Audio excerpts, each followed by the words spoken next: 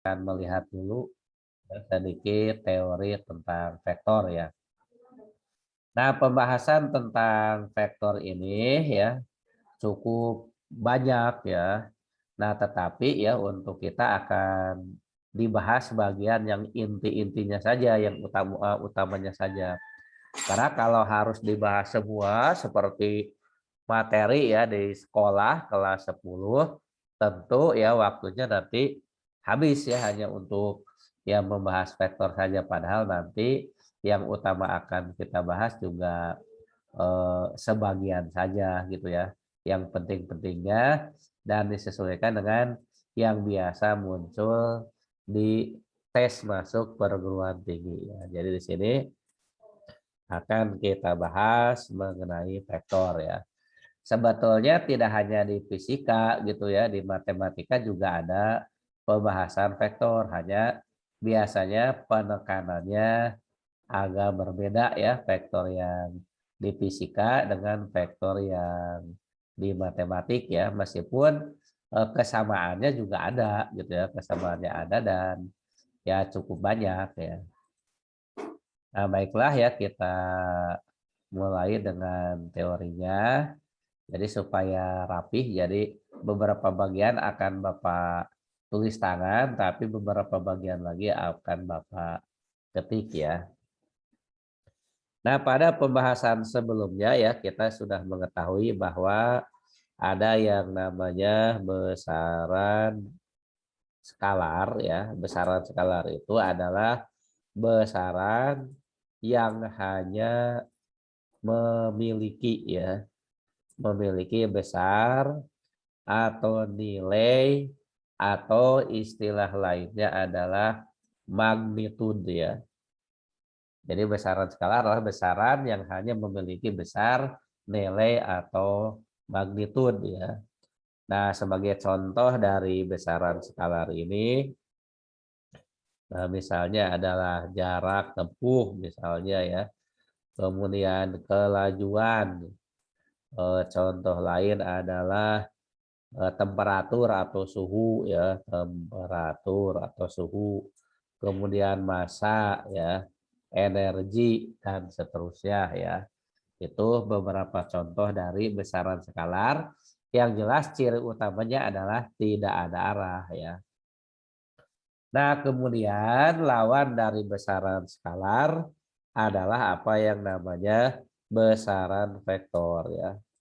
Besaran vektor ya, di mana besaran vektor adalah besaran yang memiliki besar, nilai ya, atau magnitude ya, dan juga ya memiliki arah ya, dan juga dia itu memiliki arah.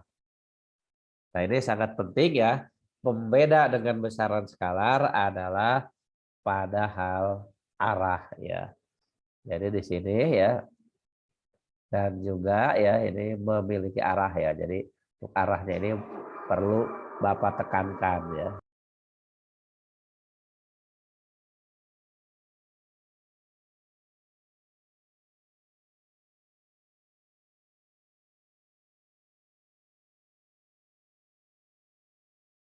Nah, untuk besaran vektor ini ya, di antara contohnya ya, ya tentu sudah banyak kita kenal, misalnya ada kecepatan, ada percepatan ya, kemudian ada gaya, ada momentum ya, ada impuls ya.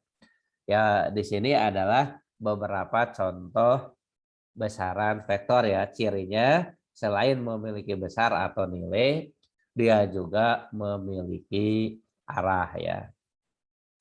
Nah, misalnya ya Bapak punya suatu ilustrasi seperti ini ya. Jadi misalnya kita punya suatu ilustrasi,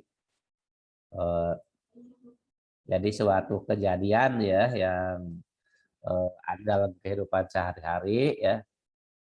Misalnya gini, sebuah pesawat ya, sebuah pesawat terbang ya, terbang 800 km per jam ke arah tenggara ya.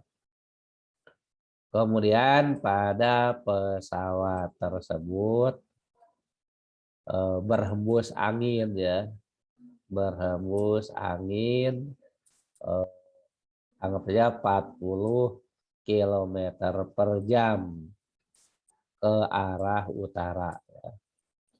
Jadi sebuah pesawat terbang 800 km per jam ke arah tenggara ya. Lalu pada pesawat tersebut dikenai hembusan angin gitu ya.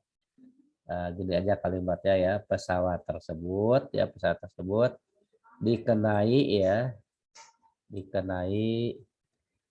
hembusan angin ya.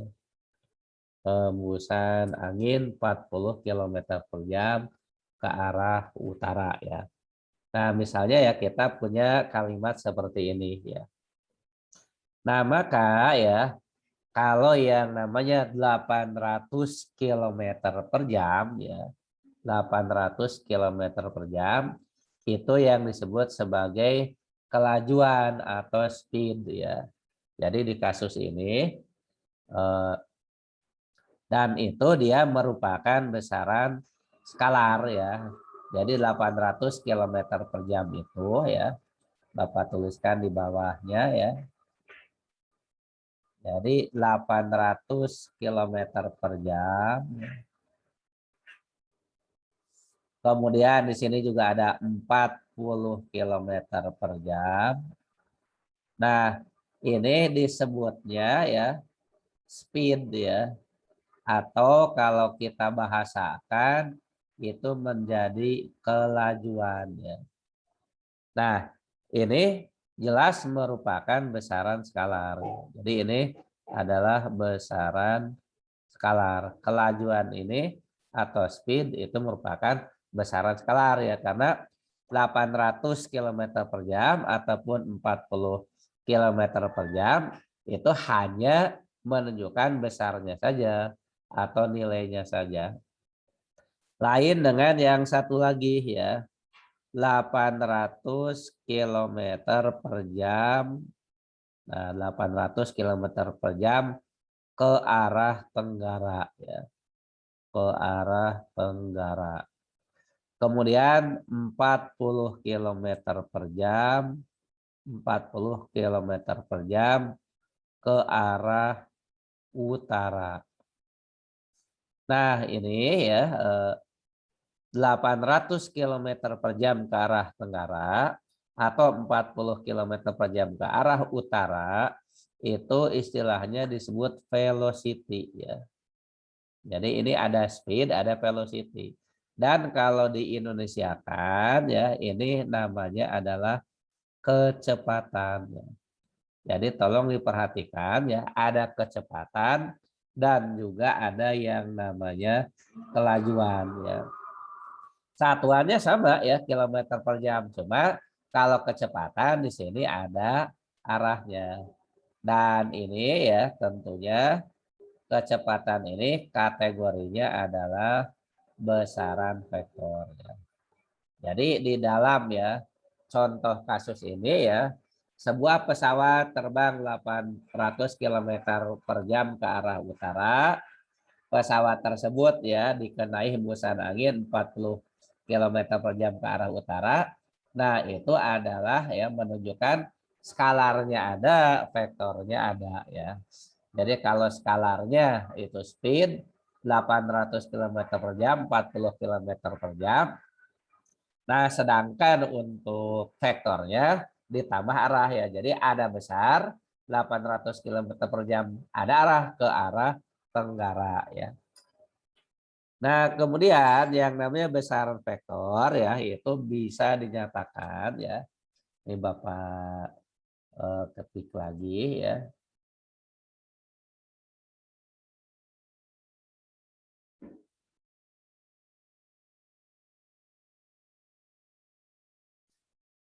Nah, jadi di sini kita ya dapat menyatakan ya, kita dapat menyatakan suatu besaran vektor dengan ruas garis berarah berarah atau ya dengan anak panah. Nah, jadi kita dapat menyatakan suatu besaran vektor itu dengan ruas garis berarah atau dengan ya apa yang disebut sebagai anak panah ya. Nah, di mana ya pada ruas garis berarah tersebut ya panjang ruas garis atau panjang anak panah itu menunjukkan nilai ya atau besar ya atau magnitud dari vektor tersebut ya. Dan ya arah anak panah itu menunjukkan arah vektor ya. Jadi kita dapat menyatakan suatu besaran vektor dengan ruas garis berarah atau anak panah. Panjang anak panah yaitu menunjukkan nilai atau besar dari vektor tersebut. Dan arah anak panah menunjukkan arah vektor ya. Nah, kita ambil contoh di kasus tadi ya. Pesawat terbang 800 km per jam ke arah tenggara ya. Nah, maka ya kita bisa menggambarkan ya suatu anak panah ya yang berarah ke tenggara, misalnya ke sini gitu ya. Nah, ini kita gambarkan ya anak panah ya yang arahnya ke tenggara. Nah, ini bisa mewakili ya 800 kilometer per jam. Nah, kemudian berhembus angin atau pesawat tersebut dikena hembusan angin 40 kilometer per jam ke arah utara ya. Ya 40 dibandingkan dengan 800 ya, itu kan 1/20-nya ya. Jadi kalau kita ingin menggambarkan ya vektor dari kecepatan angin ya digambarkannya dengan suatu garis lurus berarah ya, atau dengan arah anak panah arahnya ke utara ya, tapi ini pendek banget ya. Pendeknya ya 1/20-nya ya kalau dibuat dengan skala ya. Jadi ini menunjukkan arah angin ya yang hanya 40 kilometer per jam. Jadi kalau vektornya besar ya, panjang anak panahnya juga besar ya. Nah, kemudian ya kalau vektornya kecil ya panjang anak panahnya juga lebih kecil atau lebih pendek ya. Nah, itu ya sebagai pendahuluan mengenai besaran vektor ya. Silakan kalau mau dicatat dulu atau ringkasnya di screenshot dulu. Dan kalau ada pertanyaan silakan disampaikan sebelum Bapak lanjut ke yang berikutnya ya, yaitu tentang penjumlahan vektor ya.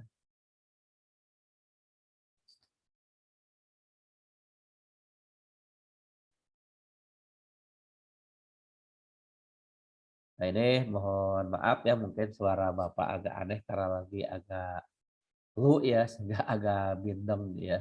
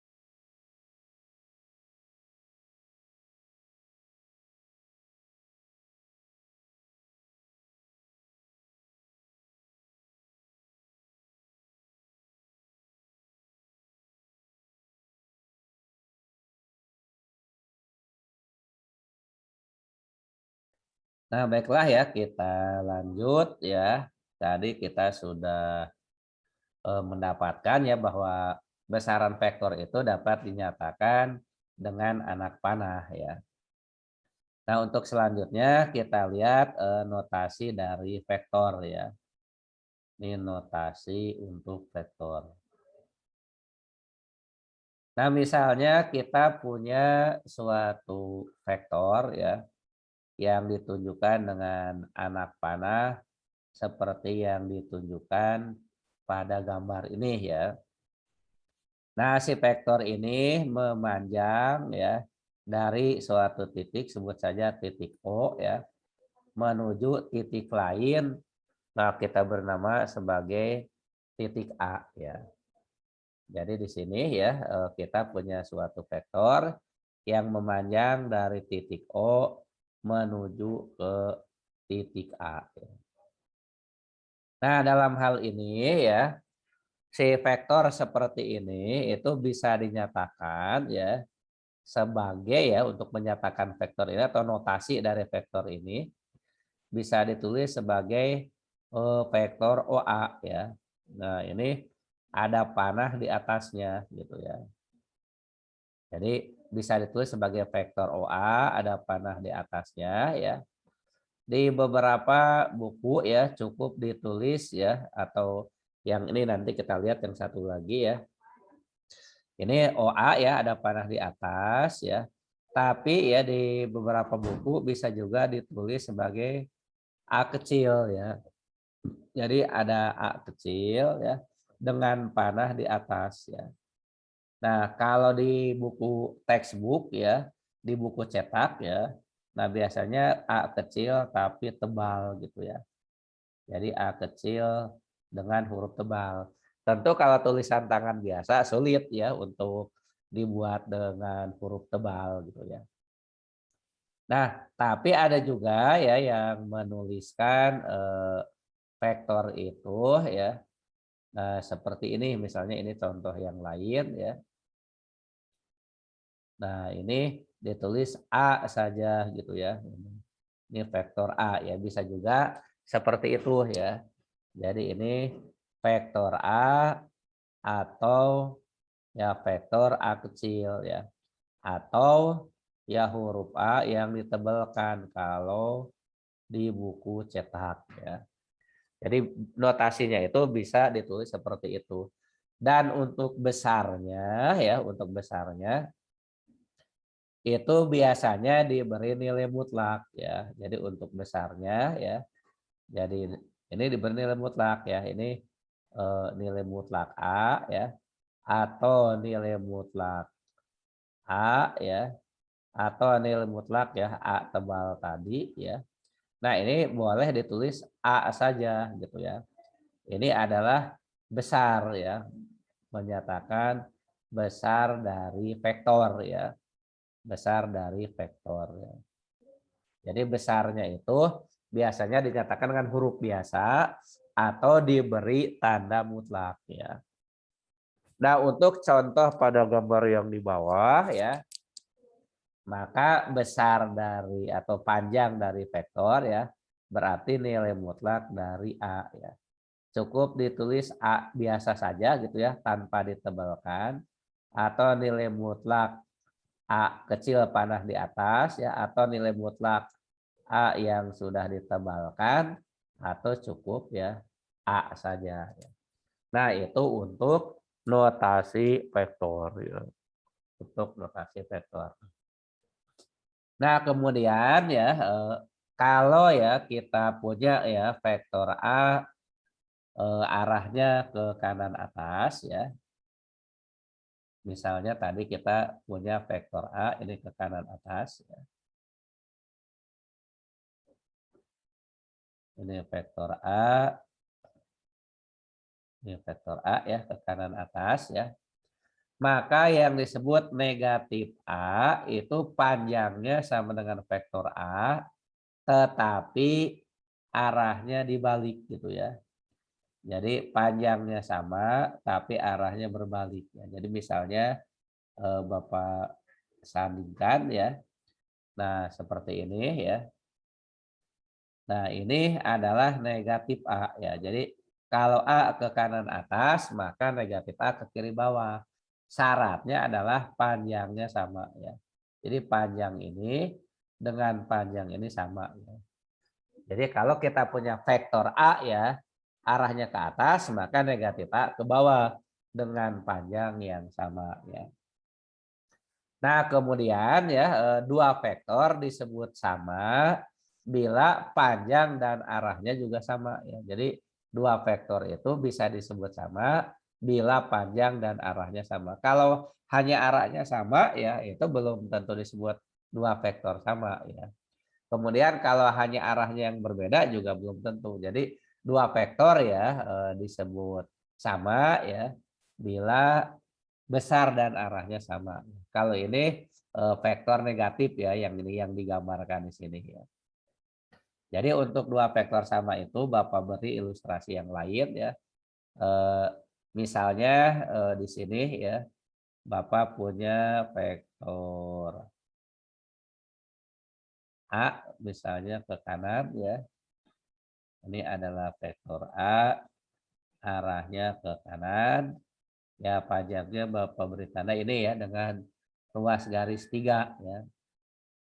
Kemudian ya Bapak punya vektor B ya.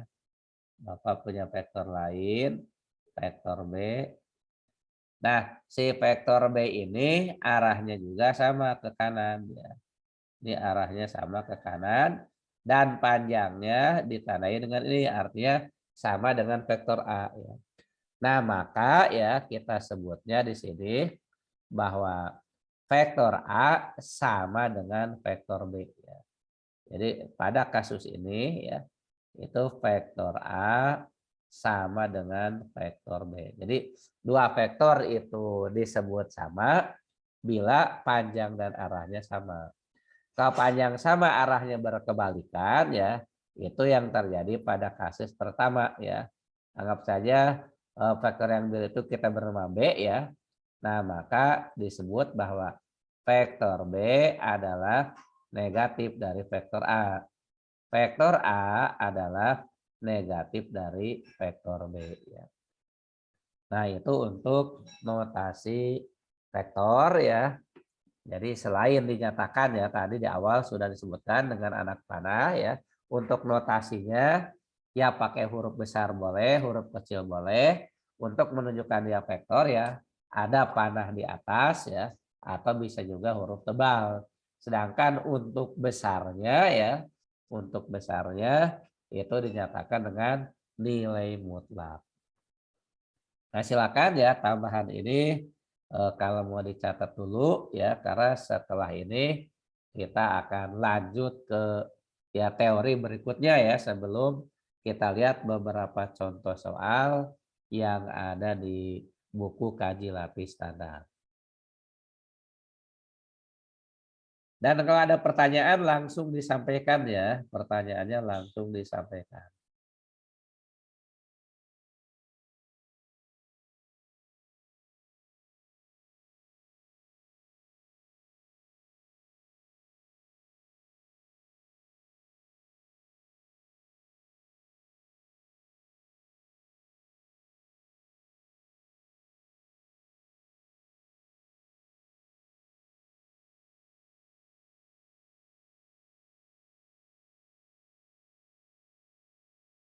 Baiklah ya, kita lanjutkan kembali. Kita akan masuk kepada menjumlahkan vektor ya. Nah, ini menjumlahkan vektor.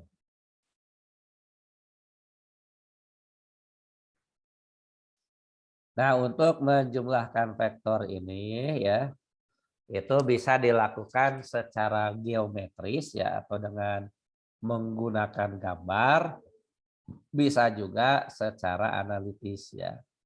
Nah, sekarang kita lihat dulu ya untuk jenis yang pertama yaitu menjumlahkan vektor secara geometris ya. Jadi ini kita harus tahu ya bahwa penjumlahan vektor itu bisa dilakukan secara geometris ya. Jadi yang pertama adalah secara geometris. Nah, untuk penjumlahan vektor secara geometris ini ada beberapa cara ya. Yang pertama adalah ada cara segitiga ya. Nah, ini ada cara segitiga. Nah, untuk cara segitiga ini kita gunakan kalau vektor yang dijumlahkan ada dua ya. Kalau vektor yang dijumlahkan dua dan jumlahnya itu adalah vektor yang ketiga. Ya, kita ambil contoh ya. Misalnya kita punya vektor, ini ada kita punya vektor A ya misalnya. Kemudian kita juga punya vektor B ya. Jadi ada vektor A, ada vektor B ya. Maka kalau kita jumlahkan secara segitiga ya, yang disebut dengan A plus B itu ya, caranya kita gambar dulu vektor A ya, kita gambar dulu vektor A dengan besar ya dan arah yang sama persis ya. Ini vektor A. Lalu di ujung vektor A gambarkan vektor B di ujung vektor A ya. Nah, di ujung vektor A ini digambarkan vektor B ya di ujungnya. Nah, ini kan vektor B nih ya. Nah, yang disebut dengan vektor A plus B itu ditarik dari ya pangkal A menuju ujung B ya. Jadi dari pangkal A tarik menuju ujung B. Nah, ini namanya penjumlahan vektor ya dengan cara segitiga ya. Nah, ini anggap saja vektor C ya. Nah, maka C itu adalah A ditambah B ya. Nah, itu adalah penjumlahan vektor dengan cara segitiga ya. Nah, kemudian yang kedua ya, cara yang kedua adalah cara jajaran genjang ya. Nah, untuk cara jajaran genjang sama dengan cara segitiga yaitu berlaku kalau kita memiliki dua vektor ya. Jadi misalnya kita memiliki pertama vektor A. Nah, lalu kita juga memiliki vektor B ya. Jadi kita juga memiliki vektor B dengan arah seperti yang ditunjukkan pada gambar ya. Maka ya untuk ya mencari penjumlahan vektor dengan cara jajaran genjang yaitu digambar vektor A dan B bersama-sama dengan titik pangkal yang sama ya. Jadi kita gambar dulu ya misalnya vektor A ini kita gambar vektor A. Kita gambar juga vektor B, tapi titik pangkalnya harus sama. Nah ini ya, titik pangkalnya kita buat sama. Ya. Jadi vektor A ini titik pangkalnya, ya vektor B juga sama ini titik pangkalnya. Nah lalu ya di ujung vektor A ya buat garis putus-putus ya sejajar dengan vektor B, panjangnya sama dengan vektor B ya. Di ujung B buat garis putus-putus sejajar vektor A, panjangnya sama dengan vektor A. Nah, nanti bertemu di sini. Nah, lalu tarik dari pangkal kedua vektor menuju ujung yang tadi ya. Nah, ini kita tarik ya. Nah, maka ya hasil yang barusan ya ini yang disebut dengan vektor A ditambah B ya. Nah, kemudian yang ketiga ya untuk ya penjumlahan vektor secara geometris, yang ketiga itu namanya cara poligon ya. Nah, cara poligon itu disebut cara segi banyak ya. Nah, untuk cara poligon ya biasanya banyak dipakai untuk vektor yang dijumlahkannya lebih dari dua ya. Nah, Bapak kasih ilustrasi misalnya Bapak punya vektor A ya sama dengan tadi ya ini vektor A ya. Kemudian ya ada juga vektor B ya. Karena vektor A dan B arahnya masih sama dengan yang tadi ya. Kemudian kita juga punya vektor lain ya. Misalnya ini vektor C ya. Nah, vektor C ini arahnya misalnya ke bawah gitu ya. Kemudian ada satu lagi misalnya ya vektor D gitu ya. Nah, ini kita punya vektor lain. Nah, kita namain sebagai vektor D ya. Maka kalau kita disuruh mencari ya, gambarkan vektor A plus B plus C plus D gitu ya. Gambarkan vektor A plus B plus C plus D ya. Nah, maka ya untuk menggambarkannya ya, caranya pertama gambar dulu vektor A ya. Jadi gambarkan dulu vektor A ya. Ya tentu dengan besar dan arah yang sama ya.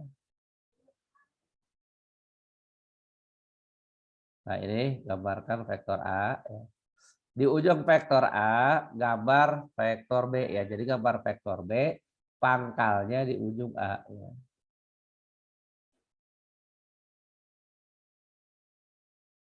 Nah, ini adalah vektor B ya. Ini vektor B. Lalu lanjut dengan vektor C ya. Lanjut dengan vektor C. Vektor C ini kan arahnya ke bawah sini ya. Nah, si panjangnya harus sama ya dengan vektor C aslinya.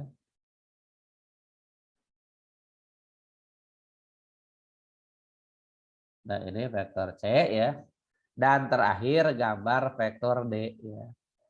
Terakhir kita gambarkan vektor D arahnya ke kiri atas ya. Nah, ini misalnya vektor D ya. Nah, ini adalah vektor D ya. Ntar ini gambarnya Bapak bagusin dulu dikit ya. Nah, ini vektor D ya. Nah, maka yang disebut A plus B plus C plus D itu ditarik dari pangkal A menuju ujung D ya. Nah, dari pangkal A menuju ujung D ini ya. Yang kuning ini inilah yang disebut sebagai A plus B ya plus C plus D. Nah, itu ya penjumlahan vektor secara geometris ya atau secara gambar. Ada cara segitiga, ada cara jajaran genjang dan ada cara poligon ya. Nah, kemudian ya selain secara geometris ya, ada juga penjumlahan vektor itu secara analitis ya. Nah, bagaimana menjumlahkan vektor secara analitis ya? Ya akan kita bahas setelah ini ya. Jadi akan kita bahas di layar berikutnya. Nah, silakan kalau mau dicatat dulu terkait penjumlahan vektor secara geometris ya. Silakan kalau mau dicatat dulu dan kalau ada pertanyaan juga langsung sampaikan ya.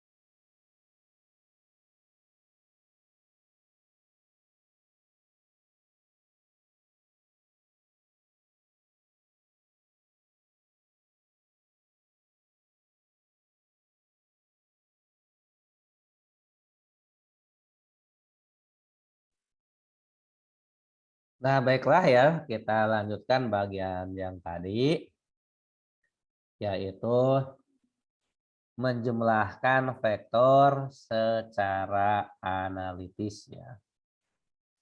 Jadi Bapak tulis lagi judulnya, menjumlahkan vektor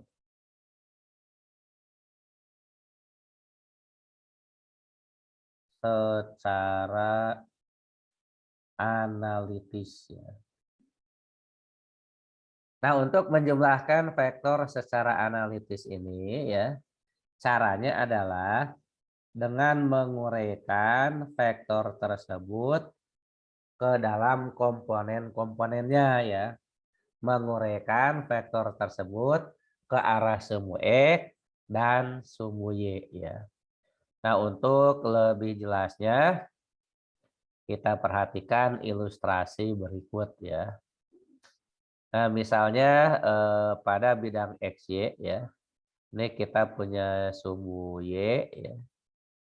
Kemudian kita juga punya sumbu X ya. Jadi ini pada bidang XY ya, kita punya sumbu X dan punya sumbu Y. Kemudian ya kita juga punya beberapa vektor ya. Nah, misalkan anggap saja vektornya vektor gaya ya. Nah, sehingga Bapak beri nama ini vektornya F1 gitu ya. Jadi F1 itu vektor gaya 1 ya. Nah, F1 ini sudutnya terhadap sumbu X kita bernama alfa 1 ya. Jadi alfa 1 itu sudut F1 terhadap sumbu X ya. Kemudian ya di sini juga ternyata ada vektor yang kedua ya. Ada vektor yang kedua, vektor gaya juga kita bernama F2 ya. Sudut terhadap sumbu X-nya kita bernama alfa 2 ya. Lalu ya ternyata ada vektor yang ketiganya ya. Ya ini sebetulnya berapa saja boleh gitu ya, asal jangan satu ya. Nah, di sini ada vektor yang ketiga. Nah, vektor yang ketiga kita bernama F3 dan sudut terhadap sumbu X-nya adalah alfa 3 ya. Nah, kita disuruh mencari ya hasil penjumlahannya ya. Jadi kalau secara vektor itu begini ya. Kita disuruh mencari ya R ya. R itu adalah hasil resultan ya. Jadi R itu adalah penjumlahan dari vektor F1 ini secara vektor ya. Tambah F2 ditambah F3 ini secara vektornya. Nanti kita juga biasanya ditanya berapa besar resultannya. Berapa besar R-nya ya. Nah, jadi masing-masing ini ya ini vektor. Jadi ada arahnya ya masing-masing ketiga vektor F1, F2, dan F3 ya. Nah, adapun caranya adalah ya ini Bapak pisah gambarnya ya. Ini Bapak copy dulu.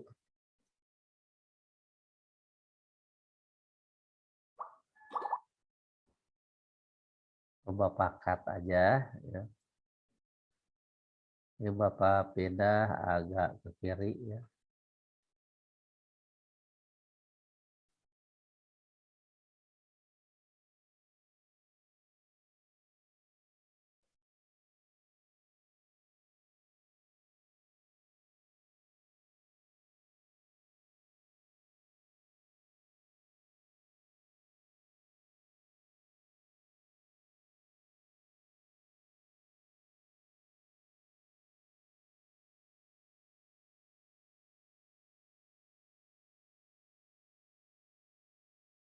Nah, untuk pembahasannya akan Bapak tulis di gambar yang satu lagi ya, yang sebelah kanan ini.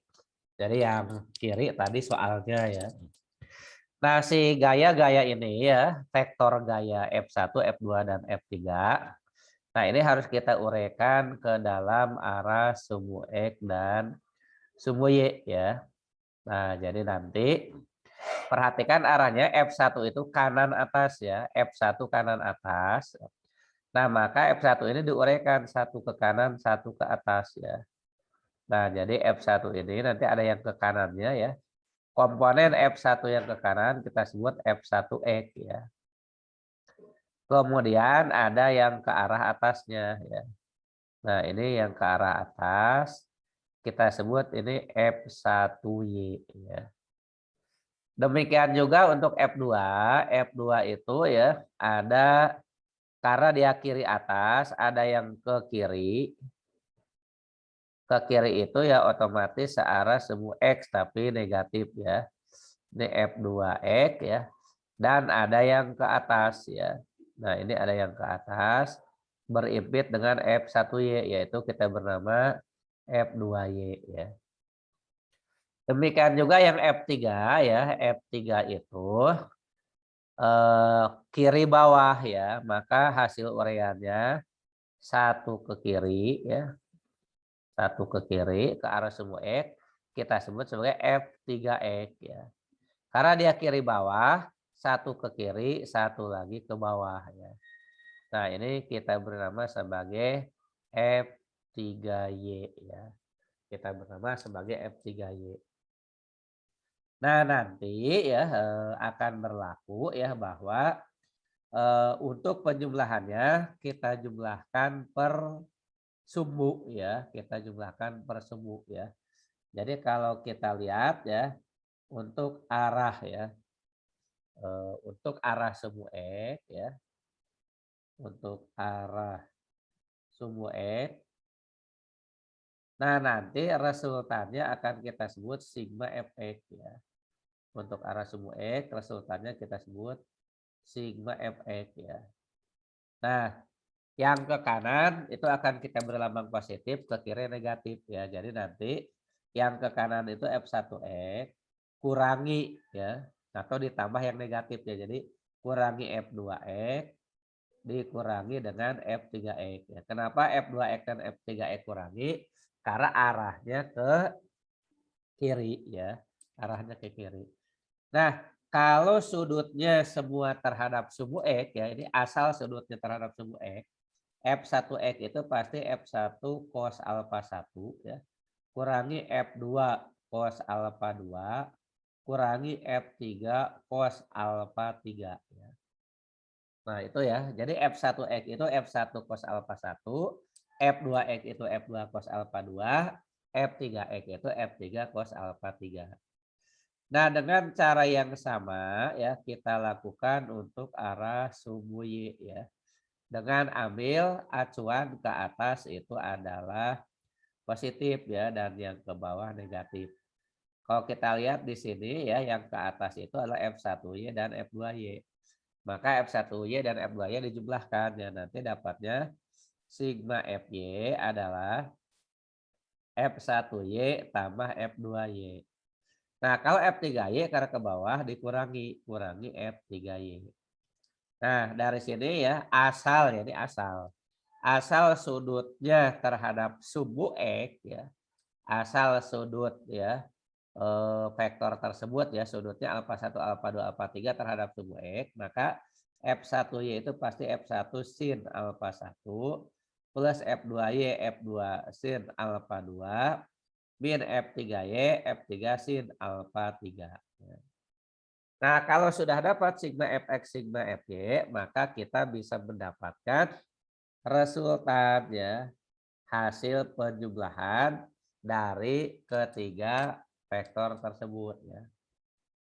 Nah, maka ya hasil atau resultannya nilai mutlak dari R atau cukup kita sebut R saja adalah akar dari ya, sigma Fx ya di kuadrat ditambah sigma Fy di kuadrat. Sigma Fx artinya jumlah gaya di arah sumbu X. Sigma Fy artinya jumlah gaya di arah sumbu Y. Ya. Nah, itu saja ya untuk catatan mengenai penjumlahan vektor secara analitis ya. Nah, silakan kalau mau dilihat-lihat dulu, dipahami dulu ya barangkali ada yang belum dimengerti dan ingin ditanyakan ya, setelah itu ya boleh di save atau di screenshot ya. Karena habis ini kita akan melihat contoh soal langsung ya.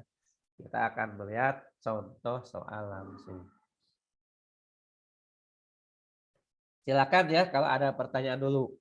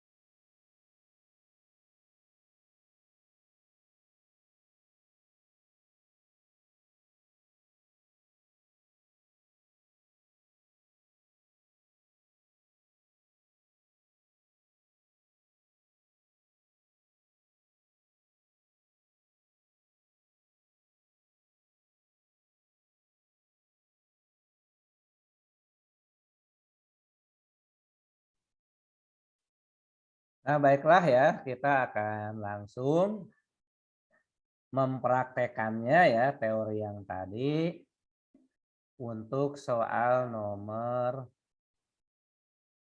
14 di sini ya, soal nomor 14.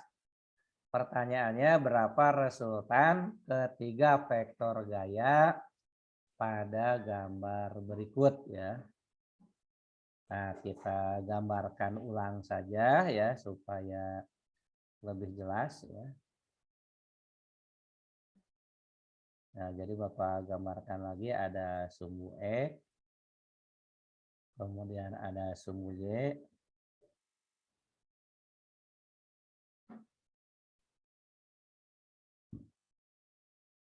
nah kemudian untuk gaya-gayanya ya, gaya yang pertama F1 itu ke arah kanan ya. Nah ini gaya yang pertama ke arah kanan. Bentar Bapak perbesar saja biar lebih jelas ya. Nah ini ya untuk gaya F1 ya. Ini Bapak bernama F1. Nah untuk F1 ini ya kalau Bapak tuliskan ya F1 itu besarnya 20 Newton ya. Alfa 1 itu 0 derajat. Kenapa 0? Karena dia berimpit dengan sudut sumbu X ya. Jadi F1 besarnya 20, alfa 1-nya 0. Nah, kemudian ya kita gambar yang kedua ya. Gaya yang kedua. Nah, untuk gaya yang kedua ya atau F2. Nah, ini F2 ya. Nah, alfa 2-nya kita ambil terhadap sumbu X ya supaya mudah ini ya. Jadi tidak lain supaya mudah. Jadi kalau di sini ada 30 derajat ya nggak apa-apa tulis 30 ya. Nah, jadi nanti alfa 2-nya berapa? Kalau sudut di atasnya 30 berarti alfa 2 berapa? Halo? Ini kan F2-nya 20 ya. Kalau sudutnya Bapak ambil terhadap sumbu X, maka alfa 2 berapa besarnya? Halo, berapa sudut alfa 2? 60. 60 ya. Jadi nanti kita akan pakainya 60 supaya mudah gitu ya, supaya sinus kosinusnya tidak ketukar ya. Nah, kemudian ya kita gambar gaya yang ketiga ya. Gaya yang ketiga ini lebih panjang ya karena 24 ya. 24 Newton F3 ya. Nah, di situ ada sudut 60 derajat di sini ya. Nah, ini sekaligus sebagai alfa 3 ya. Jadi bisa kita tulis F3 itu adalah besarnya ya 24 Newton ya. Kemudian alfa 3 adalah 60 derajat ya. Jadi sudut F3 terhadap sumbu X ya. Nah, ini sebetulnya ya di gambarnya tidak usah diuraikan lagi ya, maksudnya tapi kalau mau digambar juga boleh ya, tetapi kan sebetulnya membuang waktu ya. Jadi kita bisa menggunakan yang tadi langsung gini ya. Sigma Fx itu kan nanti F1x. Nah, ya F1x ya. Nah, nanti untuk F2x-nya ya, karena F1 itu berimpit ya dengan sumbu X ya, maka otomatis ini jadi F1x ya. Jadi F1 itu sama dengan F1x ya, F1y-nya nggak ada ya. Nah, untuk F2 ya, untuk F2 ya kita gambar saja ke sini. Ini adalah F2y ya. Jadi F2y itu kiri atas ya. Jadi kalau kiri atas, maka hasil ureannya adalah ke kiri dan ke atas gitu aja. Jadi tinggal lihat arahnya kemana. Kalau kiri atas, hasil ureannya ke kiri dan ke atas ya. Nah, jadi F2 itu F2y-nya ke atas ya. Dan nanti untuk F2x-nya ya ke kiri ya. F2x-nya ke kiri. Nah, ini ya F2x. Nah, kemudian untuk F3 kiri bawah, maka hasil ureannya adalah ke kiri dan ke bawah ya. Bapak gambar yang ke bawah dulu ya. Ke kiri dan ke bawah. Bapak gambar yang ke bawah dulu. Nah, ini adalah F3 ke arah sumbu Y ya. Nah, kemudian ke kirinya belum ya. Nah, untuk ke kiri ya kita gambarkan ini. Ya berimpit sebetulnya ya dengan F2x ya. Nah, tapi ini ya kita beri identitasnya sebagai F3x ya. Nah, dari gambar tersebut ya maka kita bisa mendapatkan sigma Fx adalah F1x ya karena arahnya ke kanan. F2x dan F3x ke kiri. Jadi kurang F2x kurang F3x. Nah, ini karena sudutnya semua sudah terhadap sumbu X, jadi langsung F1. Jadi F1x itu F1 cos alfa 1 ya cos 0 min F2 ya cos 60 tadi alfa 2 ya min F3 cos 60 ya. Nah, nanti dapatnya ya F1 tadi 20 cos 0 itu 1 kurangi F2 20 cos 60 itu setengah kurangi F3 24 ya kali cos 60 itu setengah ya. Maka dapatnya 20 kurangi 10 kurangi 12 ya. Jadi 20 kurang 10 kurang 12 ya. Jadi dapatnya adalah minus 2 Newton ya. Nah, kenapa minus 2 ya? Jadi 20 kurangi 22 ya.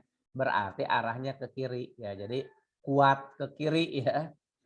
Karena ke kiri itu ada F2x dan ada F3x. Sedangkan ke kanan hanya F1x ya. Ternyata menang yang ke kiri ya. Nah, lalu dengan cara yang sama kita hitung sigma Fy ya. Perhatikan ya, F1y itu enggak ada ya. F1y 0 ya. Jadi F1y 0 ya. Jadi tidak ada. Jadi hanya F2y kurang F3y ya. F2y kurang F3y. Nah, F2y F2 sin alfa 2. Alfa 2 itu 60 ya. Min F3 sin alfa 3 sin 60 juga ya.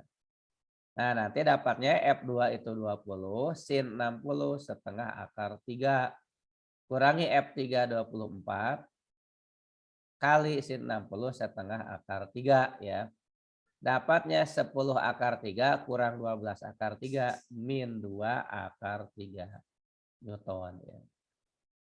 Nah, dari sini ya sigma fx sudah ada, sigma fy pun sudah ada, maka kita bisa mencari tadi apa yang namanya resultan ya.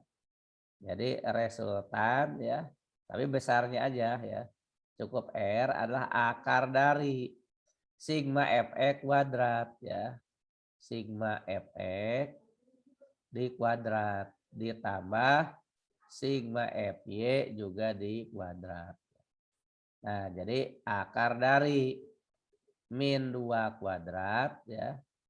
Min 2 kuadrat kemudian ditambah min 2 akar 3 kuadrat. Nah, nanti dapatnya akar dari 4 ya, min 2 kuadrat kan 4 tambah min 2 akar 3 kuadrat ya. 4 kali 3 12. Yaitu akar 16 dapatlah 4 Newton. Nah, jadi untuk soal nomor 14 jawaban yang kita pilih adalah E, yaitu 4 Newton. Nah, silakan ya kalau mau dicatat dulu atau diperhatikan dulu ya, didalami dulu ya, siapa tahu ada yang belum paham, silakan ditanyakan ya untuk soal nomor 14. Setelah ini akan kita lihat contoh soal berikutnya, yaitu soal nomor 15.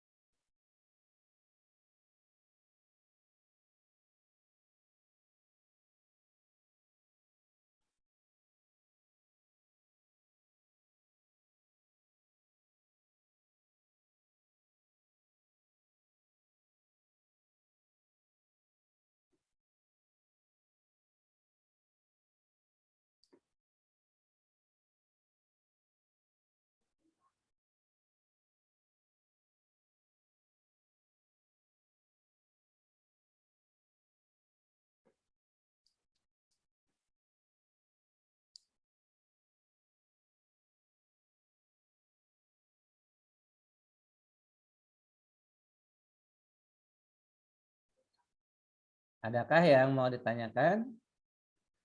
Silakan. Radip, ada yang mau ditanyakan, Radip?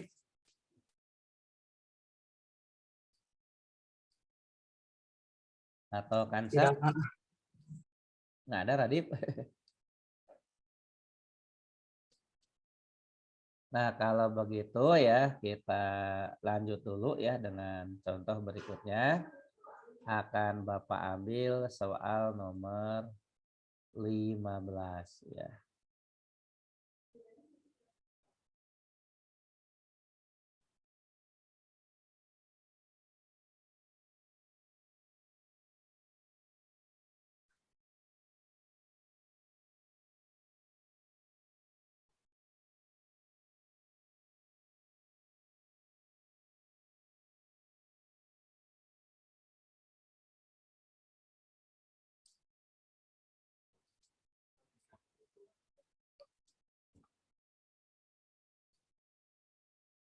Nah, baiklah ya, kita lanjut ya nomor 15. Tapi ya berdasarkan pengalaman dari contoh soal yang nomor 14, Bapak tidak akan menggambar apapun ya. Untuk soal nomor 15 ini ya, Bapak tidak akan menggambar apapun. Jadi langsung saja dilihat dari soalnya, nanti dilihat apakah arah gayanya ke kanan, ke kiri, ke atas, atau ke bawah ya. Nah, sekarang coba kita perhatikan ya. Jadi ini untuk latihan menghemat waktu ya. Latihan menghemat waktu ya. Jadi tidak kita gambar dulu ya. Jadi tidak kita uraikan, langsung saja kita lihat dari soalnya ya. Nah, sekarang coba ya kita uji coba nih. Langsung sigma fx ya. F1X arahnya ke kanan ke kiri. Tolong ini semua berpartisipasi karena ini supaya nanti paham ya. Jadi tidak usah digambar pun bisa mengerjakan ya. Sigma Fx adalah F1X-nya ke kanan atau ke kiri? Ke kanan. Ke kanan ya, jadi positif ya. Jadi F1X ya. F2X-nya ke kanan atau ke kiri? Kanan. Kanan. Tambah ya. F3X-nya Kiri. ke kiri, jadi kurang ya. Bisa dipahami ya sampai sini. Nah, sekarang udah kan? F1X, F1 kali cos berapa? F1X-nya F1 kali cos berapa? 30 derajat. 30. 30 ya. Plus F2 kali cos berapa? 30. 30. Min F3 kali cos berapa? 60. 60 ya. Nah, kenapa 60? Ingat ya, kalau ingin cos semua ya, kalau sigma fx itu ingin cos semua, maka sudutnya harus terhadap apa tadi? Harus terhadap sumbu x ya. Ambil sudutnya terhadap sumbu x ya. Jadi bukan berarti tidak boleh terhadap sumbu y gitu. Ini untuk mempermudah saja ya. Kita masukkan angkanya ya, F1 10 akar 3. Berapa cos 30 itu? Cos 30 berapa? Halo, cos 30. Setengah. Setengah akar 3 ya. Kan kalau yang hafalinnya gini ya, hafalinnya. Sin 30 setengah gitu ya. Jadi yang dihafalin itu sin 30 setengah. Nah, maka ya jadi cukup ngapalin itu ya. Nih, sin 30 setengah ya. Nah, maka cos sin 30 setengah, cos 30-nya sudah pasti setengah akar 3 gitu, satu lagi. Nah, sin dengan cos kebalik gitu ya. Kalau sin 30 setengah, maka kalau cos yang setengah itu adalah 60 ya. Nah, berarti kalau kita ditanyanya berapa sinus 60, dapatnya adalah setengah akar 3. Jadi kuncinya yang dihafalin satu aja. Yang dihafalin cukup sin 30 adalah setengah. Cukup satu itu, sin 30 setengah ya. Udah ya, sin 30 setengah, maka cos 30-nya setengah akar 3. Sin 30 setengah, sin 60 pasti bukan setengah gitu ya. Jadi cukup satu ya, kalau ingin nyari tangan tinggal dibagi gitu ya. Ya tolong diingat-ingat ya. Sin 30 setengah. Kalau sin 30 setengah, maka sin 60 pasti bukan setengah, ya setengah akar 3 ya. Kalau sin 30 setengah, maka cos 30 juga bukan setengah, yaitu setengah akar 3. Nah, kita lanjut yang tadi ya, plus F2. F2-nya kebetulan 10 akar 3 juga. Cos 30 ya, masih tadi setengah akar 3. Kurang F3 30. Cos 60 berapa tadi? Setengah ya. Nah, nanti dapatnya berapa sih 10 akar 3 kali setengah akar 3?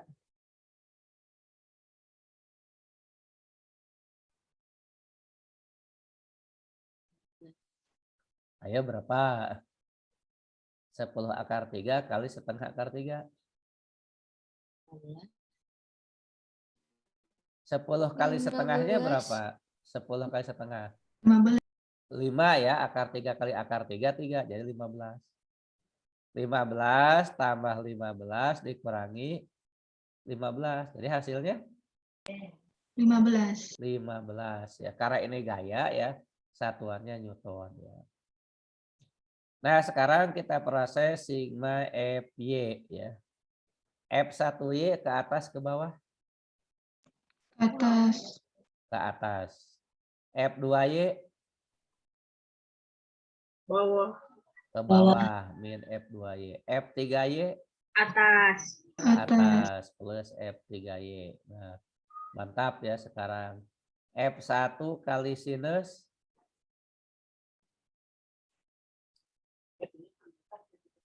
berapa? F1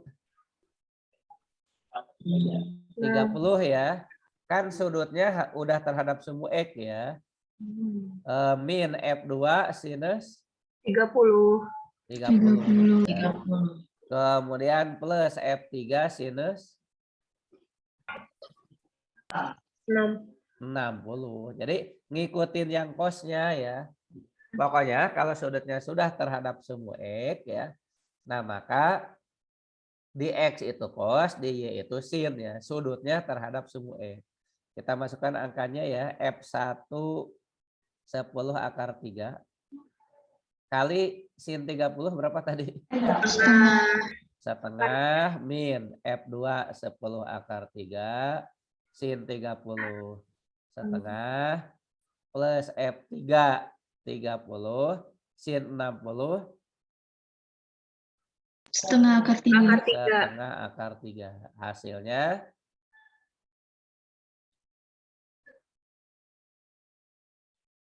Hasilnya 5 akar 3 kurang 5 akar 3 tambah 15 akar 3. Jadi hasilnya 15 akar 3. 15 akar 3 Newton. Udah tinggal nyari resultannya ya. Tinggal nyari resultannya. Untuk mencari resultan ya. Nilai mutlak dari R ya. Atau R saja. Akar dari ya tadi itu kan jumlah gaya di sumbu X dikuadratkan tambah jumlah gaya sumbu Y kuadratkan ya. Sama dengan akar dari jumlah gaya di sumbu X berapa? 15. Tadi 12. 15 kuadrat tambah 15 akar 3. 15 akar 3 kuadrat. Berapa ya 15 kuadrat? 225. 225. Kalau 15 akar 3 kuadrat? 225 kali 3. 3. 6, 7, 5. 3. Jadi akar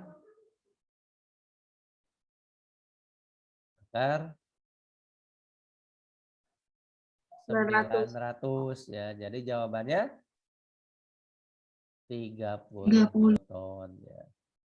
Jadi resultan gaya ya pada soal nomor 15 ini adalah 30 Newton ya.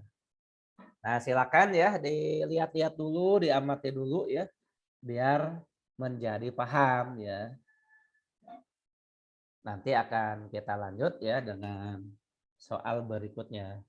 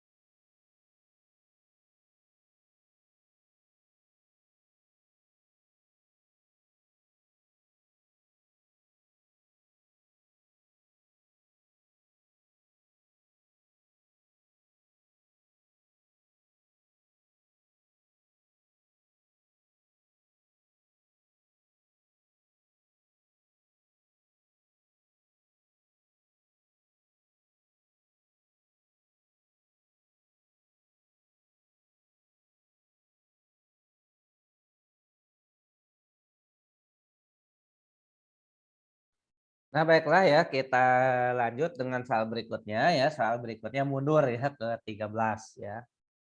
Ya, karena disesuaikan dengan teorinya ya. Jadi teori yang tadi pas untuk soal 14 dan 15. Jadi tadi kita bahas 14 15. Nah, sekarang kita coba soal nomor 13. Sebuah benda bergerak 4 akar 3 meter ke arah barat. Kemudian melanjutkan perjalanan 4 meter ke arah utara. Selanjutnya berbelok 60 derajat ke arah timur sejauh 8 meter. Besar resultan perjalanan benda tersebut adalah, nah untuk sebagai panduan ya, sebagai panduan kita misalkan ya arah mata angin dulu ya.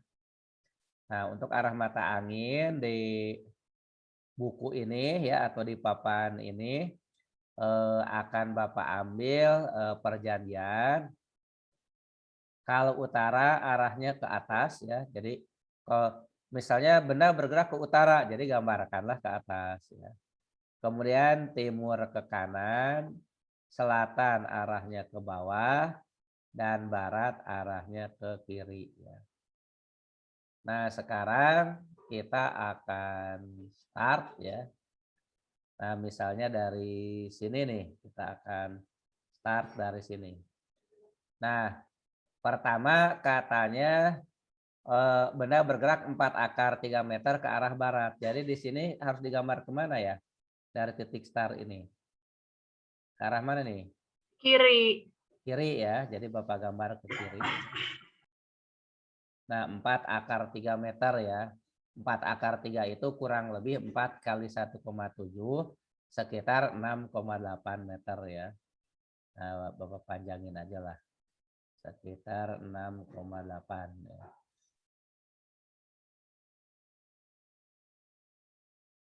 Nah, ini ya. Nah, ini 4 akar 3 ya. Satuannya meter. Habis itu berjalan 4 meter ke utara. Bapak gambar ke arah mana? Dari ujung sini. Atas.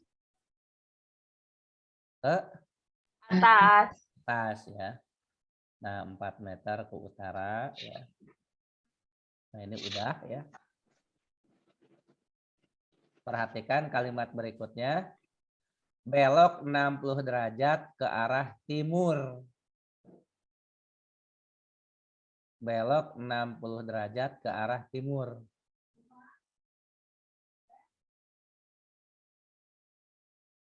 Kemana nih?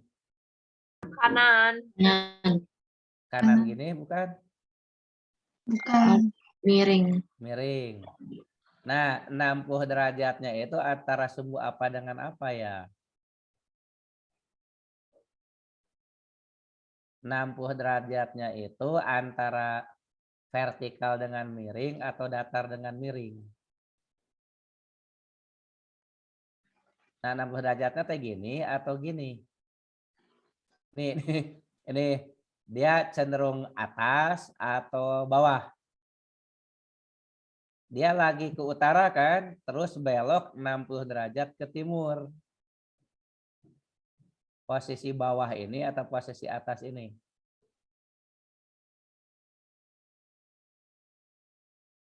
Atas apa Atas. bawah?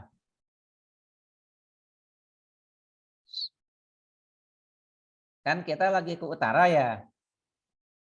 Lagi ke atas kan asal muasalnya ya. Lalu belok ya lagi ke atas, belok 60 derajat ke arah timur ya. Kita lagi ke atas, belok 60 derajat ke kanan kan berarti ya. Nah, maka ya kalau kita gambarkan ya. Ini kan lagi ke atas nih, lagi ke sini. Nah, terus belok 60 derajat. Jadi set gitu kan belok ke sini kan, belok ke timur kan. Maka yang ini yang 60 derajat ya. Berarti kalau yang itu 60 derajat ya, sudut yang ini adalah 30 ya. Apakah bisa diterima? Bisa. Bisa ya. Nah, ini 8 meter ya. Ini 8 meter ya. Nah, perhatikan ya, ini 8 meter. Nah, ini kan perpindahan ya. Perpindahan kita beri nama saja lah RX gitu ya. Nah, kalau kita lihat kan asalnya ke kiri dulu 4 akar 3 ya. Nah, berikutnya ke atas 4 meter. Nah, lalu ke arah apa namanya? Ke arah kanan atas ya 8 meter. Nah, yang 8 meter itu kan harus diuraikan gitu ya. Nah, jadi anggap saja gini ya, 8 meter itu harus kita uraikan ya. Kita beri nama saja ini R gitu ya. Kalau tadi gaya kan diberi lambang F ya.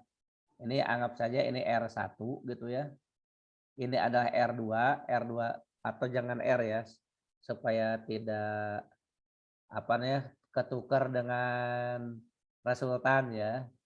Nah, perpindahan itu kita beri lambang saja S gitu ya, kita beri lambang S. Jadi ini S1, jadi S1 itu ke kiri ya, S2 itu ke atas ya. Nah, ini S3 ya, ini S3. Nah, S3 ini kan harus diuraikan menjadi S3X dan S3Y ya. Nah, karena dia kanan atas ya, kanan atas berarti ureannya ada yang ke kanan. Nah, ini namanya S3X ya. Dan ada yang ke atas ya. Ini namanya S3Y ya. Nah, sehingga nanti ya untuk perpindahannya sama ya. Kita cari jumlah di sumbu X dan jumlah di sumbu Y ya. Makanya masih pakai rumus yang tadi. Kalau tadi sigma F ya, kenapa sigma F? Karena yang diresultankan gaya. Kalau ini yang diresultankannya jarak, sigma SX gitu ya. Sigma SX itu adalah S1X ya. Bentar. Ini jangan ini dulu ya. Coba lihat S1X arahnya ke kiri ke kanan. S1X. S1 arah sumbu X. Kiri. Kiri ya. Nah, jadi ditulis min S1X ya. Jadi S1X itu S1 arah sumbu X. Karena panahnya ke kiri, arahnya ke kiri jadi negatif. Nah, S2X ada nggak? S2X? Enggak ada. Nggak Enggak. ada ya. Nggak ada. S3X ada nggak? Ada. Kanan. Ada ke kanan. Jadi plus S3X. Nah, min S1X berarti min 4 akar 3 kan? Kenapa min 4 akar 3? Karena ya sudutnya 0 gitu ya. S1X dengan S1 itu sama. Nah, tetapi kalau S3X rumusnya apa? S3X itu S3 kali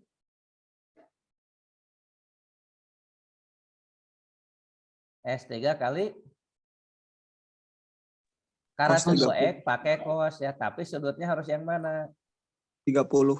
30 ya. Jadi ini sengaja Bapak permudah gitu ya. Semua sudutnya diambil di sumbu X supaya apa? Supaya yang arah sumbu X itu cos gitu ya. Nah, perhatikan nih ya.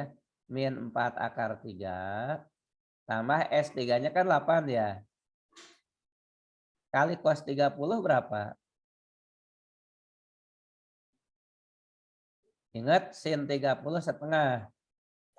Setengah akar 3. Cos Setengah akar 30 3. setengah akar 3. Berapa nih hasilnya?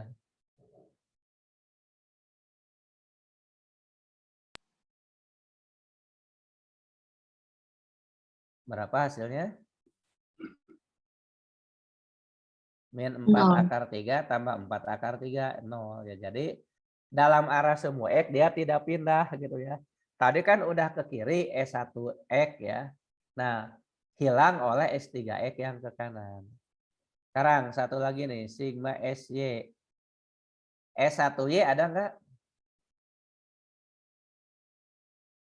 Adakah S1Y? Enggak. Enggak ada. Nggak ada ya, jadi 0. S2Y ada nggak? Ada. Ada. Ada, ke atas ke bawah? Atas. Ke atas, Atas. jadi positif ya S2Y. S3Y ada?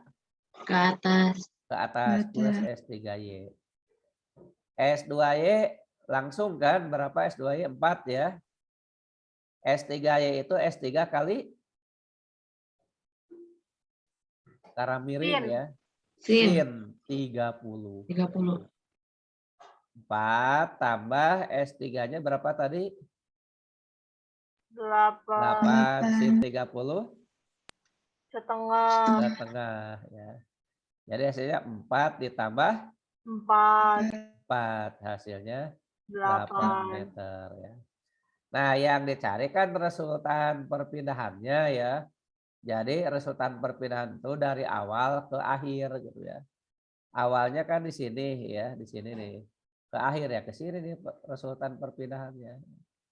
Ya, resultan perpindahannya itu vertikal saja ke atas sejauh 8 meter ya. Jadi di sini ya resultannya Bapak tulis di sebelah kiri ya. R-nya ya dalam hal ini resultan dari perpindahan ya. Akar dari ya sigma SX dikuadratkan tambah sigma itu jumlah ya SY dikuadrat ya. Akar dari 0 kuadrat kan sigma SX-nya ya tambah 8 kuadrat ya. Ya, jadi akar dari 64 hasilnya 8 ya. Jadi untuk soal nomor 13 jawabannya adalah 8 meter. Jadi tadi 13, 14, 15 jawabannya pas semua ya. Maksudnya nggak ada akar-akarnya.